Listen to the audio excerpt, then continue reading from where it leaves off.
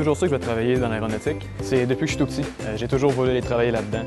Je m'émerveillais devant les avions, les hélicoptères. J'ai toujours su ça. Mes parents m'ont dit que depuis que je sais parler, c'est ça que je veux faire. Ça a toujours été une fascination.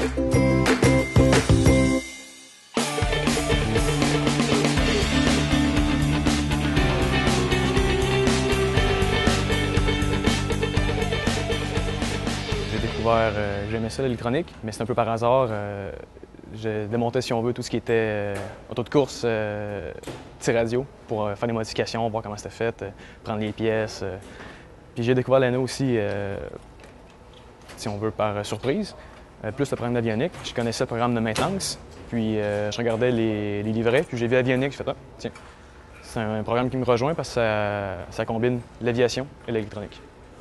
On apprend l'électricité, l'électronique de base, à avancer, tous les systèmes d'autopilote, de navigation, de communication d'un aéronef, d'un avion, d'un hélicoptère. C'est le cœur de l'avion, le centre nerveux. Ça vient de URG, et dans URG, on a un troisième système de communication qui est celui-là. Donc, on peut aussi vérifier le troisième système de communication exactement de la même façon en actionnant le bouton test. Pour moi, la tendance travail-études, c'est une expérience qui n'a pas de prix. Parce qu'après ton premier stage, à l'été, tu as une expérience de travail que tu n'auras pas à l'école. Tu reviens à l'école, tu fais tes cours de stage, puis tu as une expérience que tu n'as pas. Tu es beaucoup plus confiant en toi aussi. Tu as un pied dans l'industrie aussi. Tu te fais un nom, tu commences à te faire un nom, tu commences à te faire des heures pour ton logbook, pour avoir tes licences plus vite.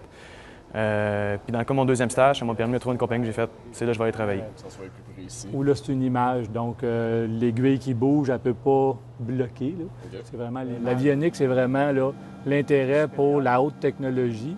Et haute technologie, beaucoup électronique, parce que tout est contrôlé dans un aéronef par l'électronique. Dans le fond, le technicien en avionique, c'est la ressource pour s'assurer que tous les systèmes fonctionnent correctement et que la surveillance de ces systèmes-là soit effectuée, dans le fond, pour la sécurité de tout le monde. Là.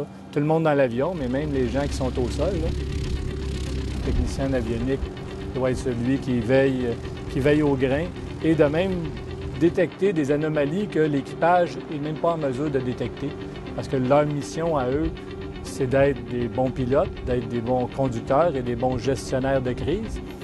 Mais le mandat du technicien en avionique, c'est de s'assurer que tous les systèmes qui fonctionnent même un peu en retrait de la façade là, le font adéquatement.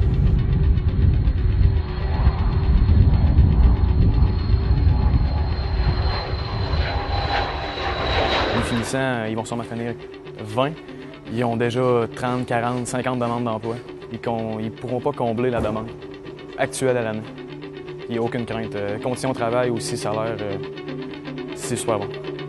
J'ai pas fini l'école, j'ai déjà un emploi.